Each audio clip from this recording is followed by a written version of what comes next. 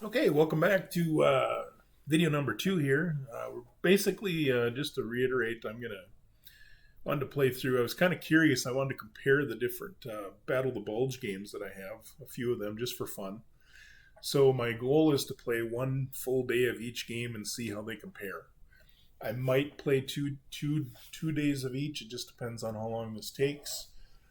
I'm not planning on doing a whole playthrough because I'm already doing Wacht Am Rhein with Clay, and I really need to get posting those. Now, in fairness, we were kind of trying to hammer through, and there was some rules changes, and there was different player sequences when Clay and I were playing with it because they kept changing. Where this one is being done with all the new rules, so they're a little bit different. But so what I want to do today is I'm going to go through the German artillery. So if you remember, this is the Predawn December 16th surprise attack by the Germans that we're doing. And the sequence is a little bit different. If you watch the last video, the sequence is that Germans can move they can put people in prepared assault, move any of those people. Those are the only people that can move. Up here, the 272nd couldn't do anything, so these guys all in these entrenchments are just still there. Then there's a German barrage phase, which is different because normally you do the defender first, but because it's a surprise phase. And then essentially they suffer an unobserved penalty on every barrage, so a -4. I'm assuming it's an unobserved thing because it's like pre-dawn, so it's nighttime. It didn't really say in the rules why they suffer the -4, but that's got to be it, right? So this video, I'm going to probably just focus on that part of the game, and then I already have the American barrage, the Allies barrage done, and I've actually done the Germans' first move, or the Allies' first move, because then the sequence goes back to normal, so it's the Allies first, then the Germans. So I already did the American moves, which isn't a lot because most of their guys are stuck, right? They're not activated. And then I've done the German move. And some of you might have seen my questions on the Goss group on Facebook. I was asking about command and changing command, and then I found out, okay, well, there's a rule anyway. I can't change anything till December 19th, but I still learned a lot, so that was great. So usually, just for watching, I like to start at the north and work my way down. It doesn't really matter, I don't think, which way you go in the most part. Maybe there'll be some combats down the road that might matter, how we do them, but typically that's what I do. So let's go ahead and run through that. For the first barrage, I will do a detailed walkthrough on how to do it with the charts here. Then after that, I'm not going to do all the details, so that way if anyone's trying to learn how to do fire support, you'll know how to do it. Then I'll still go through what the modifiers are and stuff, but I won't go through the detail of every attack, or this video would be like 5 hours long if I was reading through everything. So, all right, so let's go ahead and get started. So I like to mark the spotter, then the target. And we're going to use these spades. Now I'm playing solo, so typically you couldn't hover over your opponent, but I need to look and see what their how many steps they have, if they're mixed, any of that stuff. So, and also I'll be showing you the step and how you do both sides. So typically in Goss or in the Vassal, you can hover over anything and see it. But when when Clay and I play, we're not looking at each other's stack. I mean, it's just a gentleman's agreement not to do that. It's just, you just have to trust your opponent not to do that. I mean, it's not being able to play face to face, but I mean, whatever. So I'll be showing you step by step. But anyway, so you have to pick a spotter, right? So let's go ahead and look at some of these. Now, this is the fire support mission sequence is not the same necessarily because we're doing it a little different. Like subsegment 1, the active side conducts ground support. So you'd fight, your air would come in. We're not doing that. There is no air. Then the inactive side, or the defender, we'll call it, would do their naval gunfire and ground support and artillery. But remember, that gets switched this one turn. So we'll just jump down to resolving the mission. I'm going to zoom in a little bit more. How do you zoom in on this thing? Well, I'm not 100% sure how to do that. So maybe we, oh, right here. Oh, no, that's search. Okay, well, we'll just leave it. Hopefully you can read it, but so resolving the mission. So the active player selects a spotting unit. So that's what I did first. So this guy is my spotter. Now, typically, if you, remember, these are vantage points. So typically, if any of these would have been a vantage point, I would want to use that because that gives me a bonus. But there is no vantage points here. So this guy's calling in. And what I have there is I have a battalion of the 752nd Regiment, 1st Battalion with the 326 engineers attached and an anti-tank company attached. Okay, so that doesn't necessarily matter, but you know, the battalion's what matters. Okay, and then we'll go back to the chart. Step 2, the inactive player informs the active player if there's any armored fighting vehicles in the hex that the spotter can observe. So, you know, this is where playing solo, it's a little bit different, but obviously I'd say no, because there's only the 395th Regiment, 3rd Battalion of the 99th ID with some anti-tank. You don't have to give all that information. You just say, nope, there's no armored fighting vehicles. Step 3, the active player selects the target hex. Which is kind of weird that you get to ask, but we kind of roll through that, right? We just pick the hex and then we tell each other if there's armored vehicles or not. So we pick the hex. Then the active player calculates the number of volleys, including intensive fire volleys. Now I don't think we could do intensive fire on the surprise attack, but it's really hard to do for the Germans because they can only bring 3 guns, and a lot of their guns you can see are only 2s. So it's really hard. So that was the other restriction on this, is the Americans could only fire up to use 2 different guns, or I call them guns, but so this is an artillery battalion right here, right? I'm just going to call that a gun, right? It's actually a battalion, or yeah, that's a battalion of artillery. So I'm just going to call it guns, but we all know it's a battalion. It's not one gun. So what I do on this video, and I'll do from here on out, you'll see, is I'm going to pick the spotter, the target, and then I'll select the guns. Now this is an old module, so this doesn't have a lot of the shortcuts the newer modules have. There's no way to mark your artillery fired, so we're using these spades to do a lot of work for us, right? So I'm just going to leave the spades on guys that fired. There's no ammo depletion checks on the surprise turn, so we don't have to worry about that. So we'll take every possible shot we can that can possibly even do anything, where we might not do that normally, where we can run out of ammo or use up our ammo. Where was I going with that? Oh, so there's no way to mark this stuff, so I'm going to leave spades on guys that fired, so I know they fired, so I don't accidentally use them twice. Then we get to remove all those. They do have an ammo depletion marker, so later in the game we'll use those. But okay, so spotter, target. Now we're going to pick the guns. So I picked that gun there,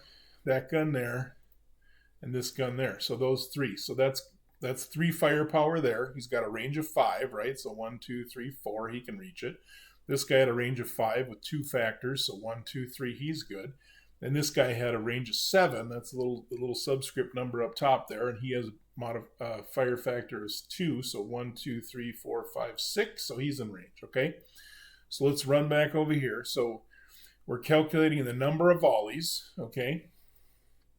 So each volley can be a max of 8 firepower points. So let's say later on in the game, when maybe I can call in 12 guns, or like the Americans I think can call in what is it down here? So these are the different mission capacities, right? Like light, medium, and heavy. And a heavy mission for the U.S. is they can call in 16 guns, or 16 battalions of guns, right? So obviously you're going to get way more than 8 firepower on that. And how you do that is you group all your volleys into groups of 8. So if we had 24 firepower, we'd have 3 volleys of 8. Or if we had 22 firepower, we'd have an 8, 8, and a 6.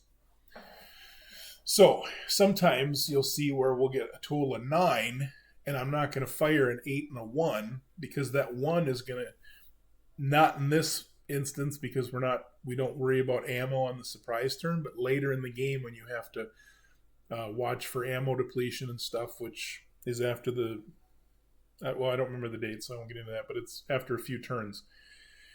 That one, if you fired an 8 and a 1 volley, you're probably not going to do anything with that, and that increases your chance to deplete ammo. So you'll have to learn to manage your volleys. So anyway, we got 2, 5, and 6, 7. So we have 7 firepower, right?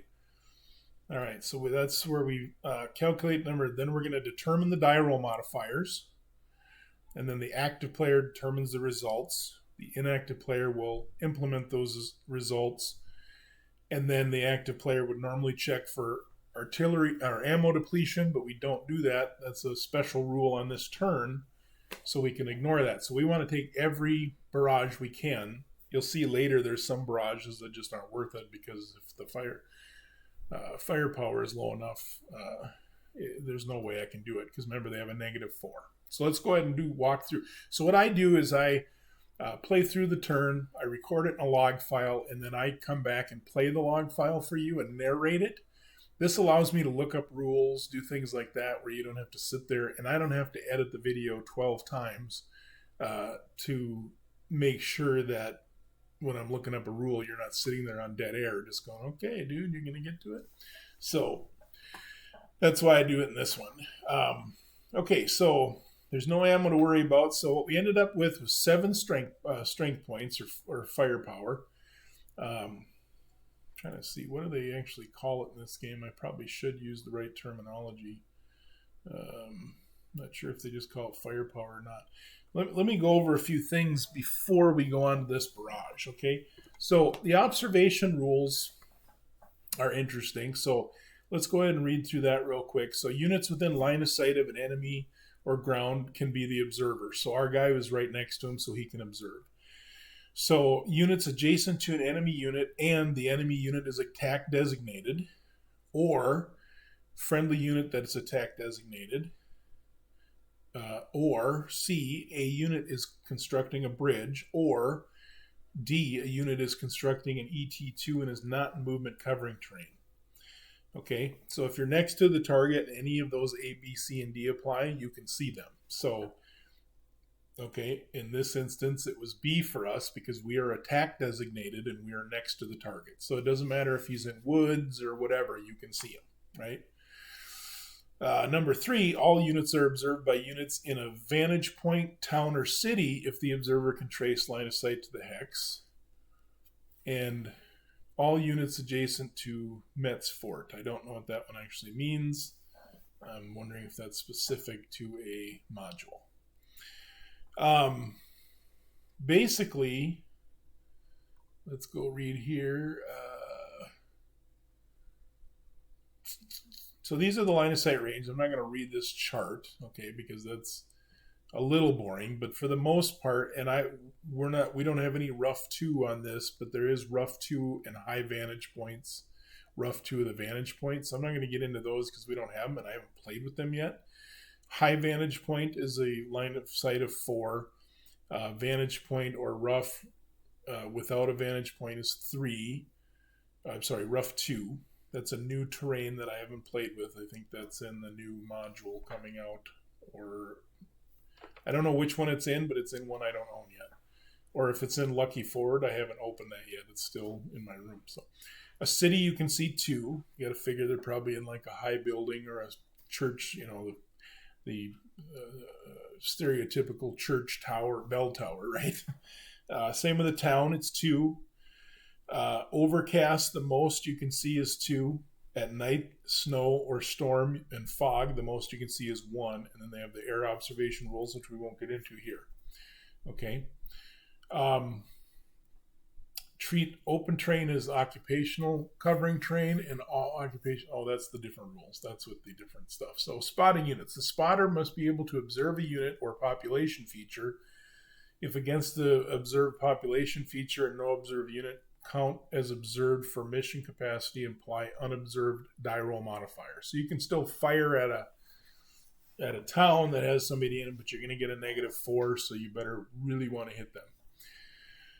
The spotter limit battalion, any number of steps may spot for 2 target hexes. So technically this guy could spot here and he could spot here if I wanted to, right? Because he's a battalion and he could fire here and here if I had enough artillery to contribute. All right. All battalion and company units may spot for missions into 1 hex. Z-step units may not spot. Max of 2 units may spot from a single hex, so you can't do more than that. Units advanced after fire support mission cannot spot. So you can't basically, let's say we barrage the snot out of this guy and he is destroyed. I can't move here, and then all of a sudden, let's say there's a guy here. So I move here, then I can't barrage him, right? You can't just keep like a rolling barrage kind of thing. You can't do that. Mission capacities, we'll get into that. I'm not going to do all this stuff over here because it's getting into naval, but we'll just go through mission capacities. So this is important, okay? So there's 3 different capacity levels. You can do a light, medium, or a heavy fire support mission. So light, unobserved must be light. So if you can't see them or they're unobserved, it has to be a light mission. You can't call anything more than that. Or if it's a company unit, so a company-sized unit. So let's just say, well, I won't find it. I'm not going to look. But basically, any of these things with a white stripe are companies. So like those engineers with the one dot on them is a company. Plus it's got the one little line above it. He could call it in, but he could only call in 1 gun. Or I'm sorry, it's different. Allies for a light mission can fire 2. Axis can fire 1 gun or 1 battalion. And then ground support missions you can't do, and naval missions for the Axis, they can call in a destroyer. So a core army asset not assigned to a formation. All right, so if it's a core army asset, it can only call in a light. And if it's a battalion being overrun and it's not in an entrenchment, fort, or fortified area. To conduct medium-heavy missions, target unit or population features must be observed. Okay, so we're going to look at medium. Air observed must be medium fire support missions. So a battalion or a company that's in an entrenchment, fortified area hex, or a company or battalion in an entrenchment, fortified fortified area being overrun. Attacker may not conduct naval gun support during overrun. Spotter must be in the overrun stack. Okay, so you can't spot from an adjacent hex to help someone being overrun. And then the mission capacities for that are the Allied. You can call in 3 units, so 3 battalions. You can do a 1 ground support mission. The Axis can call in 2 battalions, or they can call in 2 destroyers. All right, and then for some reason it's really weird. So light and medium just kind of add a little, but then you jump to heavy, and it's like literally all hell breaks loose, right? So heavy is a battalion if it's in prepared assault mode, or a battalion in an entrenchment, fort, fortified area hex. So if it's either of those 2, you can call heavy missions, okay? And so that's the U.S. can do 16 guns, and other Allied can do 12, and Axis can do 8. And then there's the ground support mission, and we'll get into all that, okay? So that's kind of how you do your stuff. Now we'll scroll down here because we're going to get ready to do this stuff. It sounds like a ton of stuff, but once you do a few of these, it's really not that much work, okay? So we had 7 firepower points, so we start with 7 strength points. So we get 7 strength points, plus we get to roll a d10, so I put plus die roll. Then there's a -4 game specific because it's before the sun came up. And then let's go look at the modifiers. I have them already in there, but let's go ahead and look at them. So when you're the attacker, when you're the attacker, which we're not doing the attacker, you don't get to use these right here, okay? Because these are terrain and fortifications. And if you're the attacker, you're exposing yourself, so you don't get to use the woods or the bocage or the town or whatever. You also don't get to use entrenchments or improved positions or anything like that. So, but for the defender, you do. So, okay, so since we're doing the defender, let's go take a look. We have an entrenchment 2 marker on there, okay? And then let's take a look at the terrain. So we have a village. This doesn't help us because it's a destroyed fortification, so we can look and see what that is. And then we're on a vantage point. So let's go see if any of that stuff helps us, okay? So we go to Group A, okay? So there's rough woods, forest, or hedgerow. None of that, was any of that in there? There's rough. This little like kind of tannish color is rough, okay? And you get to pick the best one. Oops, wrong thing. So that would be a -1. Marsh, soft ground, and swamp is also a -1. Bocage, village, and rough 2 is a -2. Well, we have a village there, right? That little black dot right there, that is a village. These little white open ones are, what do they call them? Locations? Yeah, locations. So we got this village here, Hoffen. So we want to take that. So that gives us a -2.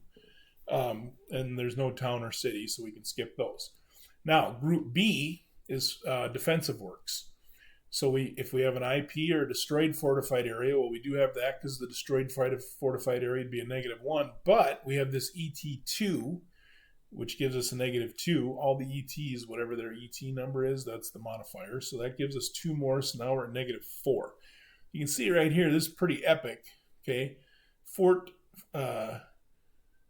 Strong point or fortified area is a -7. So good luck barraging that. Plus, there's negative modifiers if you're not using heavy artillery. Now, Group C, we can also use, but here's the rule.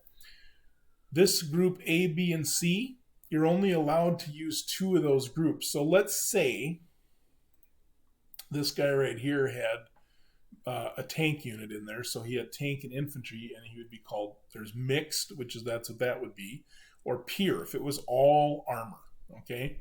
And that's going to pretty much be anything with a silhouette on it, except for if it's recon, they don't count as pure armor, okay? The little recon things, they don't get that benefit. So we could only use 2 out of the 3. Well, we don't have any armor, so we don't have to worry about it. But the armor is a -2 and a -3, so it's usually your best bet, especially if you got pure armor. Okay, so you can take 1 out of Group A, 1 out of Group B, 1 out of Group C, but the most you can take is out of 2 of those. So you can't take A, B, and C. You could do A and C, A and B, or B and C. So I hope that makes sense. So we're at a -4. Now we go down to the group density now. So the rule doesn't apply to the rest of these. You get to use all the rest of these, but remember those top 3, and it does say down here a max of 1 die roll modifier from each A, B, C, and D, and a max of 2 die roll modifiers for A, B, and C. Okay? So group density. So this will always be factored in. If there's a Z step up to 2 steps, it's -1 because there ain't a lot of guys there. If it's 5 to 6 steps, it's +1, and a 7 or more is +2. So if you got 3 or 4 steps, it doesn't do anything, right? So if we look at this, each one of those little dots there, and I can't move my mouse up there because it'll disappear, but right under the 99 infantry division number, it's got 3 little dots, so that's 3 steps. And the one, or diamond, I guess I'm calling them dots, but the diamond that's to the very right in the anti-tank company in the white area there, that's a step. So we have 4 steps, so there's no modifier for that. It's a no effect. Then we have Group E, observing unit on a vantage point. That's where you get that +1, so you want to use guys on vantage points if you can. Night or extended night game turns, that's a -1. Unobserved is a -4.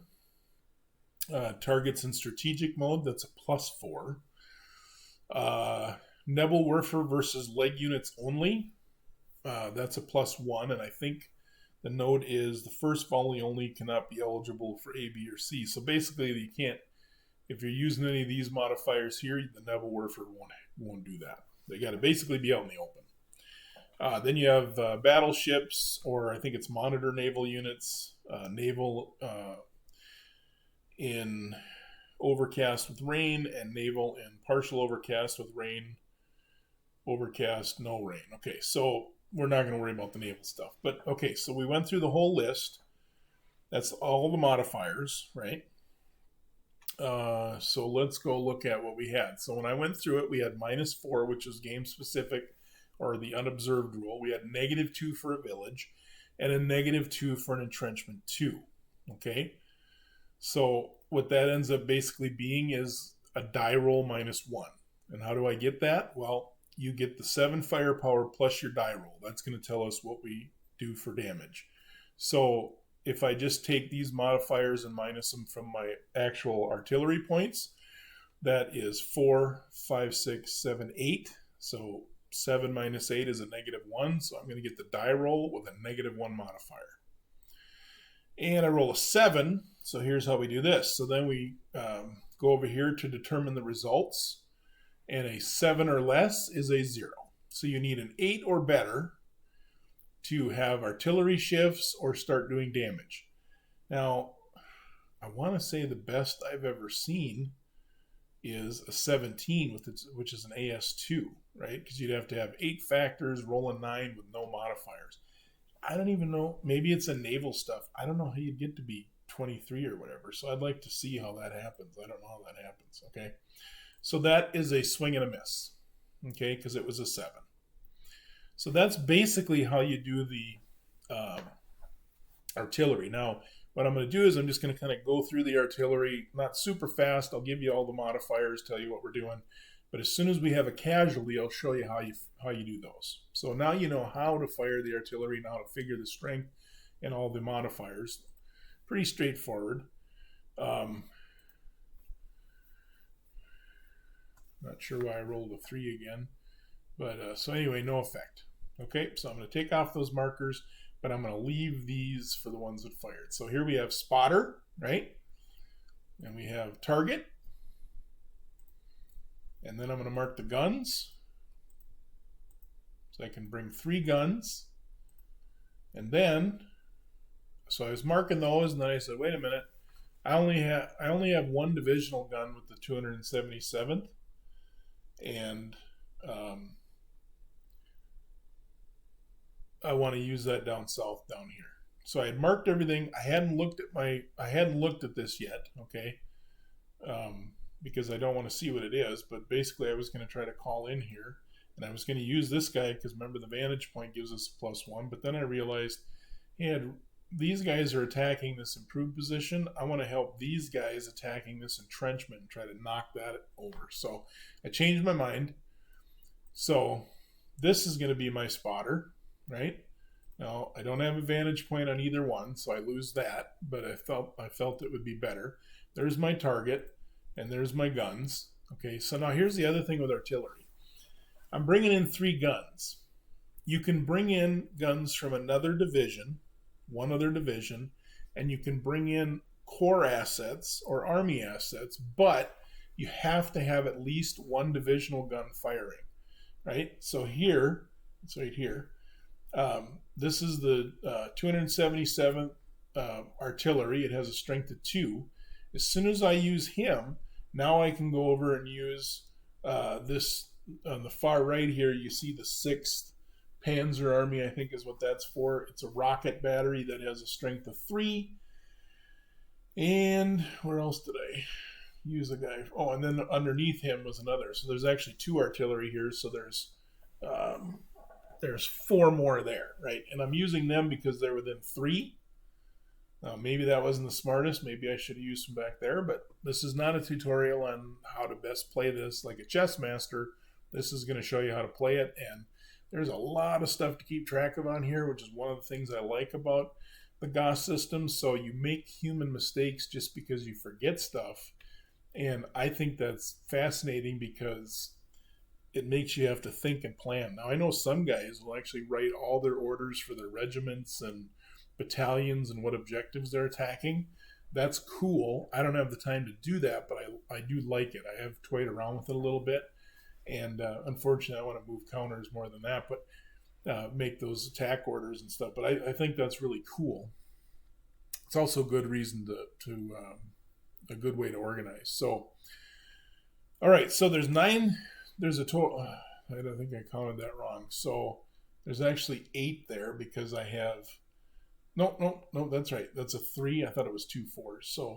So that's 6. And then this artillery over here, this rocket gives me 9. So right here I say that's 9 strength points but there's no reason to use the 1. So I'm just going to use the 8 for the 1. Remember, every barrage has to be in a factor of 8. Now, normally I would just fire it because I can't be ammo depleted in this round because they got so much ammo there, they don't get depleted.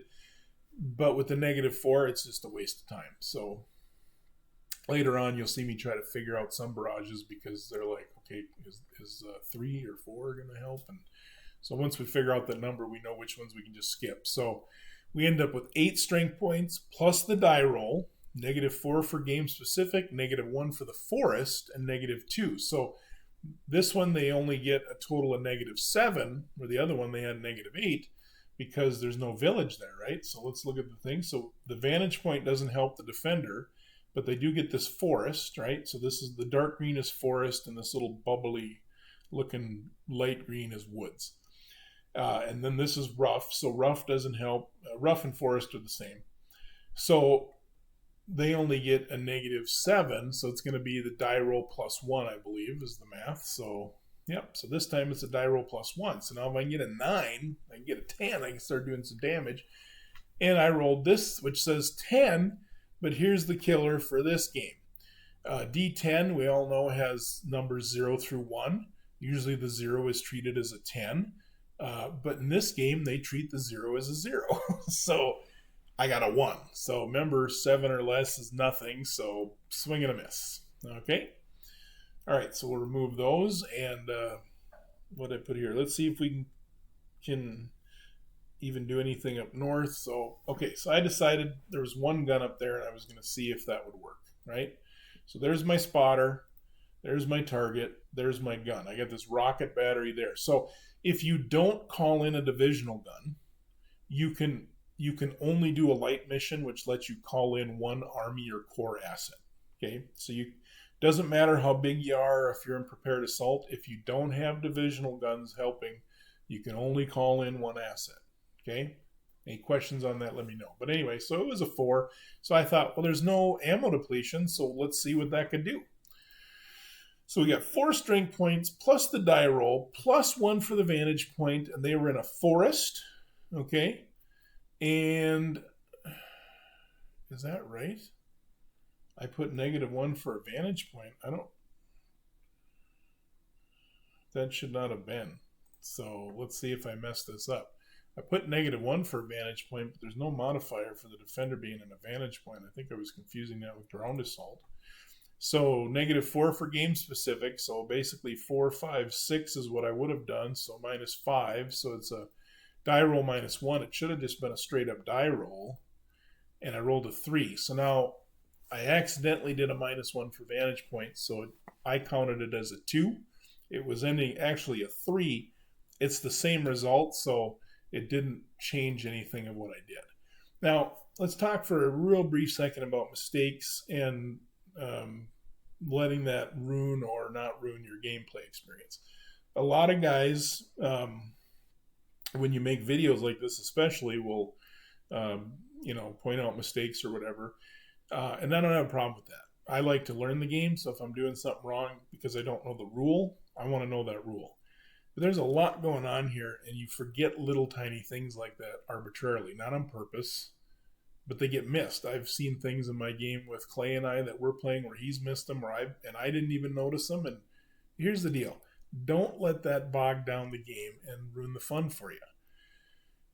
Unless you were the guy that wrote the game, you're probably not going to remember every rule all the time.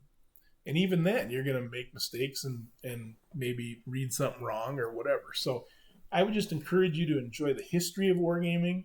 Certainly, we want to play it as accurately as possible, but don't let that ruin it for you, right? Okay, so here it didn't have any effect. So we'll move to the next one. So here we got the spotter, target, and we mark the guns. So we got 9. We're going to drop that to 8 again, and I'll just show you the stuff right here. So here's the target. Here's our spotter. There's our battalion, and then these are the guns. We got 4, 7, 8, 9. It's going to be forest without any vantage points. But anyway, so it's 9, but we're going to drop it because obviously rolling a 1 isn't going to have any effect because of the -4 modifier. So it's 8 plus die roll, -1 for forest, -2 for the entrenchment, -4 for game specific. That ends up being a DR +1. Roll a 9, so cha-ching. And so that is a 10. And if we go look at the chart here, a 10 means there's 1 step loss right there. So yeah, good for us. Okay, so let's talk about how we take those losses. Now, you can either take, when you're doing barrages, you can either take the first hit as a retreat, or you can take the first hit as a loss. And then that's going to depend. Now, so if we look here, he's in an entrenchment. He's a 3-step battalion, which is full strength. We need to hold that spot as long as we can.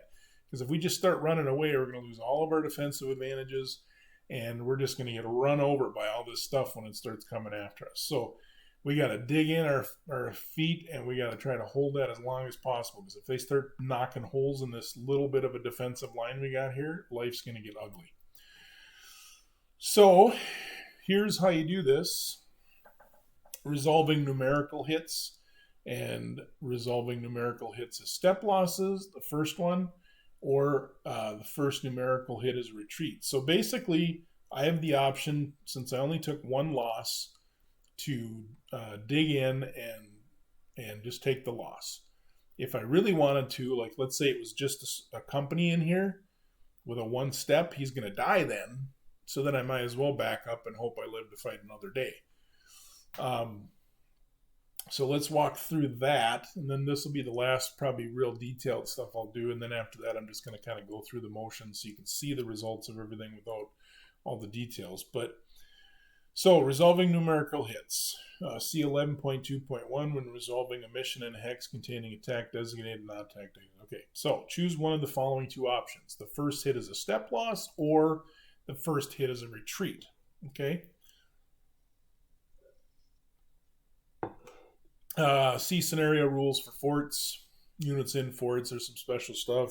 Z steps. We're not going to get into all that yet, but HQ cannot take a step loss until all non-HQs take a step loss, because people would basically take 1 step loss on their HQ and then try to save a battalion. So unit cannot suffer an additional loss until all units have taken an equal number of losses. So let's go back and look at this guy. I can only take 1 loss from him, but let's just say it was this guy up here that, well, let's see, where did we attack? Up here we attacked 2 guys. So let's say we took 3 barrages. Okay, that'd be really, really bad. But let's say we took 3 hits.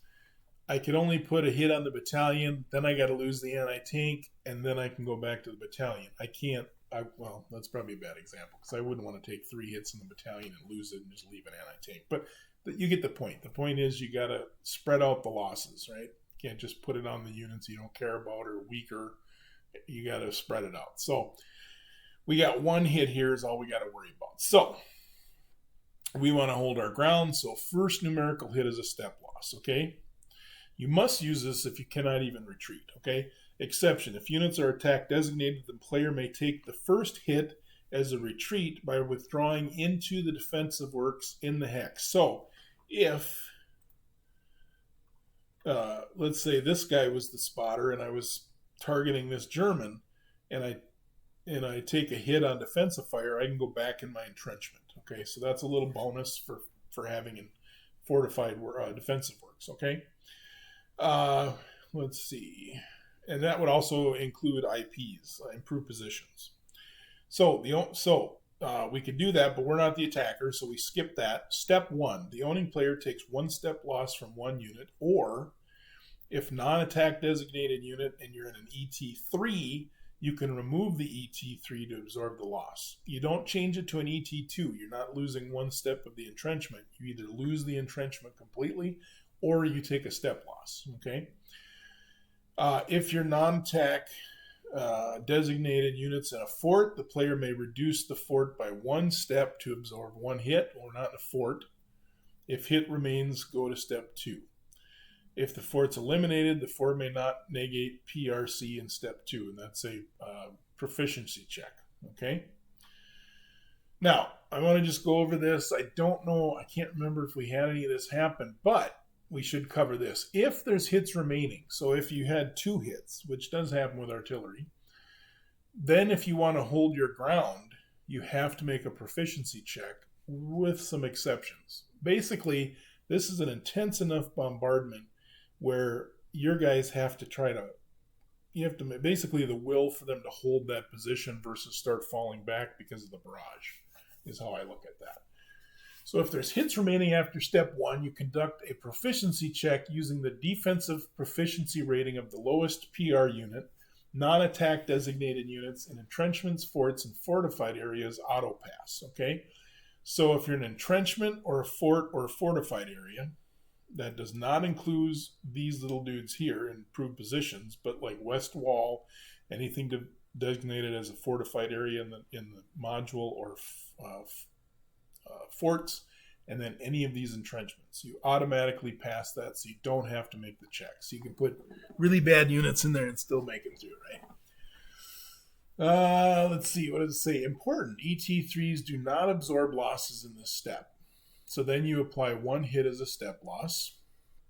If hits remain, convert 1 or 2 hits to fatigue hits and or apply all remaining hits as step losses. So if you're not going to retreat, you're going to take step losses, and then you're going to take fatigues, and then if there's any more step losses, you're going to take those. And that's important because max step loss does not apply. Okay? Now here's the big thing. So that's if you pass your PR check and hold your ground. If you say, I'm going to try to hold my ground, and you fail, okay, you remove attack designation. So if you were attacking, you would lose that designation. You put an artillery shift on all the units and retreat all units 1 hex as if the units were designated withdrawal units. If units were attack designated, withdraw units into a defensive work, not IPs.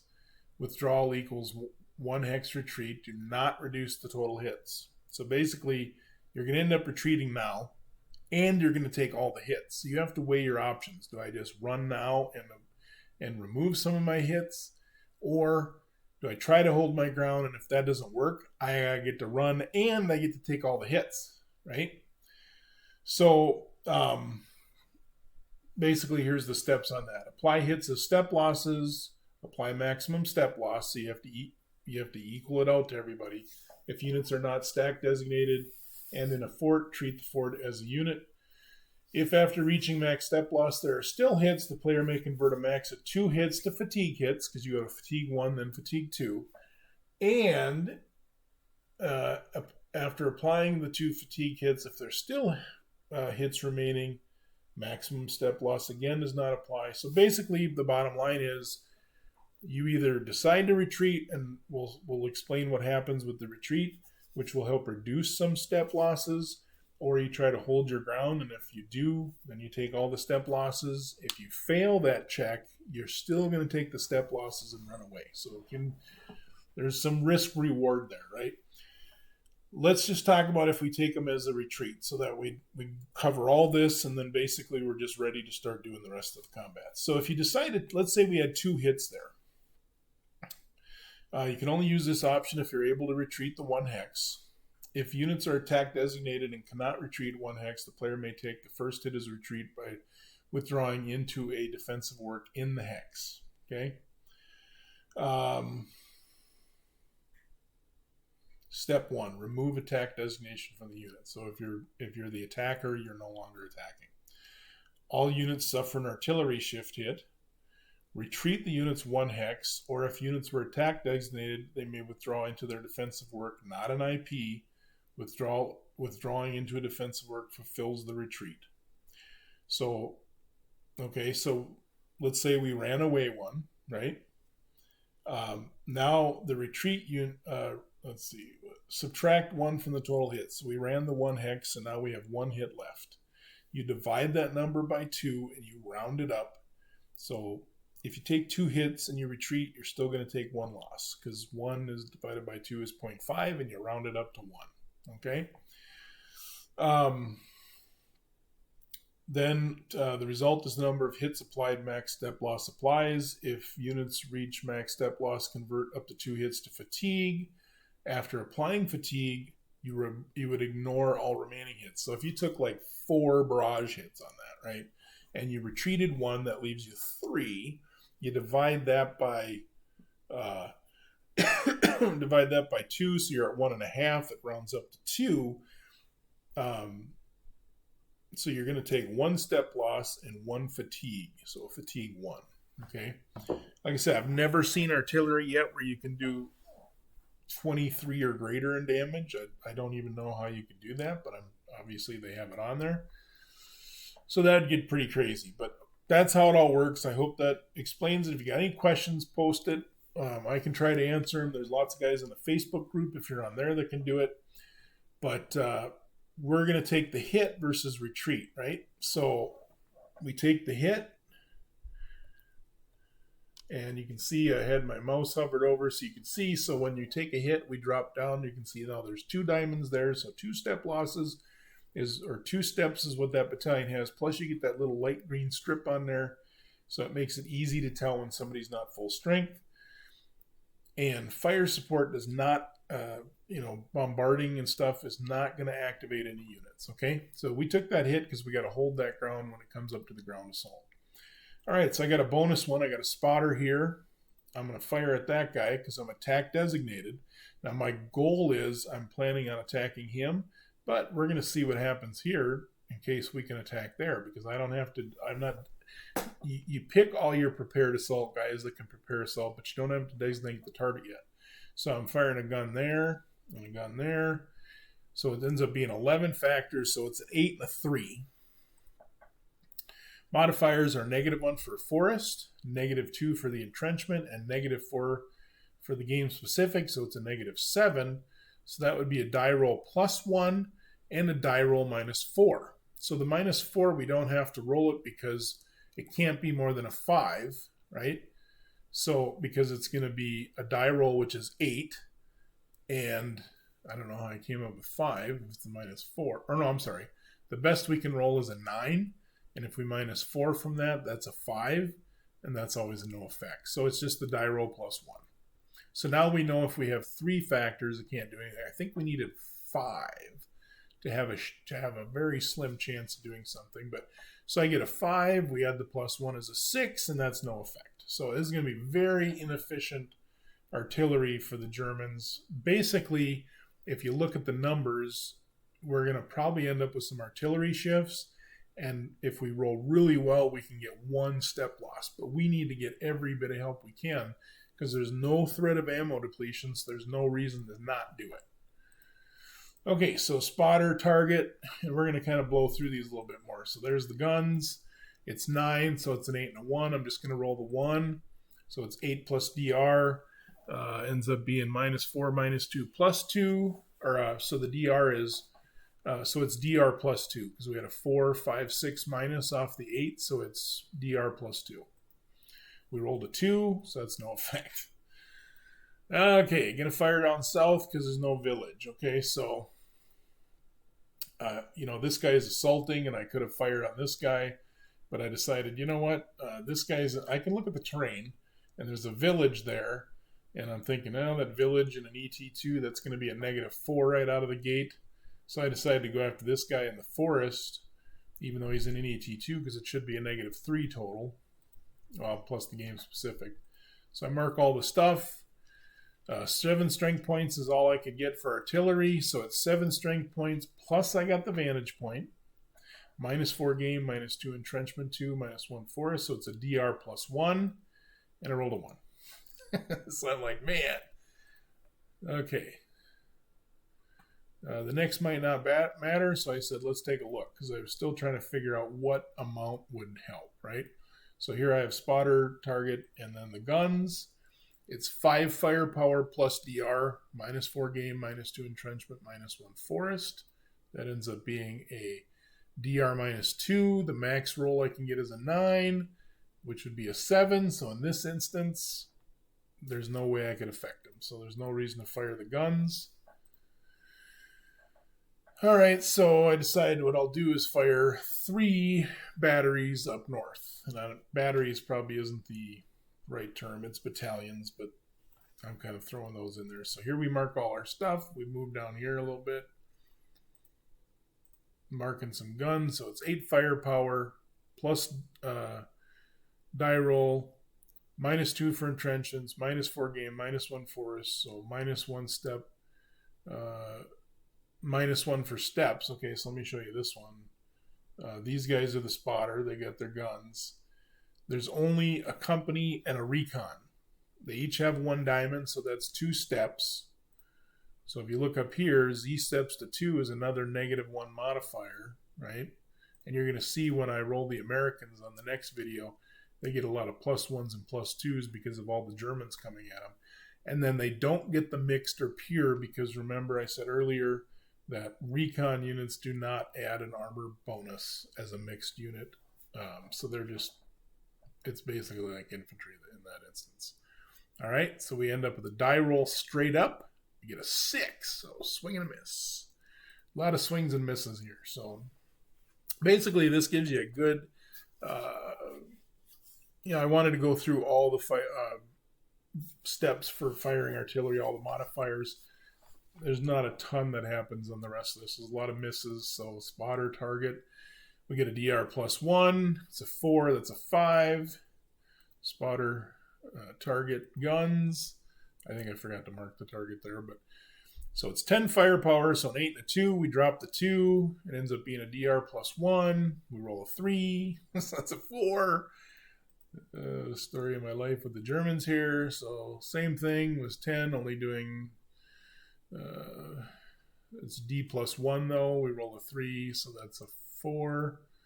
So that doesn't mean the case. So in this case, I started marking guys, and because the 2nd Panzer could not cross the river, we were able to move up with these guys who were across the river already. The bridge is being built down here, I believe it is. Is that it? No, where is it at? Right here. No, that's not it either. We got to get a bridge unit up there. I know there's a bridge being built down here somewhere. Right here. So they're trying to build this bridge right here. So these 2nd Panzer guys could not cross the river because they're mechanized. And if you look here, here's some divisional artillery, 1, 2, 3, 4, 5. And if you remember right, when I set up my command boundaries in the other video, yeah, here's some more 2nd Panzer, and I could have called them in, but guess what? They're out of command, so they can't do me any good. So that was a waste. So I come down here. I got a different spotter, so we're using the 26th ID over here. It's 8 firepower total plus DR, -4, -2, -2, -1. So DR -1, we roll a 5, no effect. Now we eventually will get some stuff here. Same stuff over here. It's 1 barrage of 8, roll a 1. I put an LOL because it's getting ridiculous. But whatever. We'll mark these up. I got some big long range divisional artillery over here I can fire. 6 firepower. So it ends up being -2. Let's see what I say here. 6 firepower plus DR, -4 game, -2, -1 woods, -1 steps, because here they must have they got 1 company. So the -2 overall modifier, it doesn't do me any good. So I did roll it because I had declared it, okay? And so those guys could not participate, so I decided to mark them up anyway and be like, okay. So they still got marks. So now we're doing over here, we're at the 352nd, right? So we got spotter. I didn't mark the target. It's a 9. We're using 8 firepower, so it's DR -1. We roll a 9, so we're like, hey, look at that, an artillery shift. We'll take it. And that's where I said, oops, sorry, the target was here. I forgot to mark it, but obviously that's the only guy they can shoot at. So we'll take the artillery shift because that'll help us later on in the ground assaults. Okay, and here I said, big mistake. In my haste, I used, where are they at? Right there. Both of these are the 352nd Divisional Artillery. They only have 2 Divisional Artillery on the board right now, and I use both of them. So now if I try to call in down here where I'm assaulting, or here, I can only call in one thing, like these rockets, because you can only add to the divisional artillery up here. You can't, otherwise it has to be a small mission like we talked about earlier. So mess that up. All right, so down here we got that. Spotter target marking the guns. It's 8 firepower plus DR. There's no vantage point because the target is also on a vantage point. I think that, oh, that's right. If you're on a vantage point, so you don't take a negative, let's see, where does it say right here? Observing on a vantage point.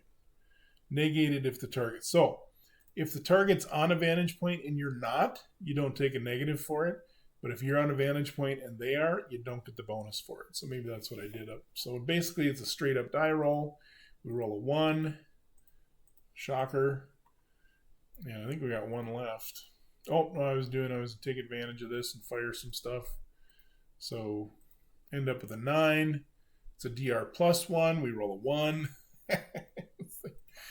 Then the last one over here. So spotter target guns.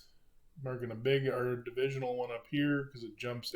I put it so that it follows where the movement is happening. So basically this big gun up here has a range of 18. So we're dropping it in on this town. So it's 8 firepower plus DR, -4 for game specific, -2 for entrenchment, -1 for steps, -3 to a town. So after I did all that, it's like, well, that'll be no effect, but I'll roll it just for the consistency. It's kind of an OCD thing on my part, probably. All right, so I was like, you know what? I should have shot at this guy behind it, not at the town, because that's going to, whatever. It still would have not done anything because of my horrible 4. But next we'll do the American Barrages. The Americans, they only have a -1 game specific because of the surprise.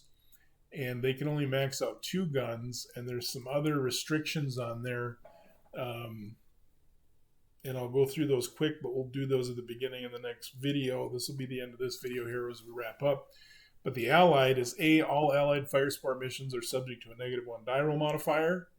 If the observing unit is in any type of field work, a maximum of 2 artillery units can participate in the same fire support mission. If the observing unit is not in a field work, so like IPs, entrenchments, whatever, it can only fire 1. And ammo, there's no ammo roll. So when we do the American file after this, we are going to fire every one we can, even if it's a low chance and can only artillery shift, because we want to utilize that. So that's it with this video. Thanks for watching. I hope that helped as we went through. I hope I didn't go too fast through the modifiers and stuff. But if you got any questions, just feel free to ask. I'm getting the rules down pretty good, I think. And if I'm not 100% sure on something, I know where to find it. I will tell you, my favorite way to play this is with the new GOS rules and, doing searches, right? So if I wanted to look up ADV, there's 101 with that, but that's probably better. But let's say I wanted to look up advances. All right, so, and I was like 9 and 1. So you can just basically, find the 4 things and look them up. So that's how I look up a lot of rules. I like having a PDF version. Even if I was playing this on a table, I'd want a PDF version on a computer or a pad notebook, because that would help me look up stuff faster versus having to scroll through these and look through all that. So I'd highly recommend that. You get these rules. These are free online. And that's it. Thanks for watching. And the next video we'll put up will be the Allied fire support. I think I do that all in one video. I don't think we started ground assault. So we'll do that, and we'll go from there. Thanks for watching.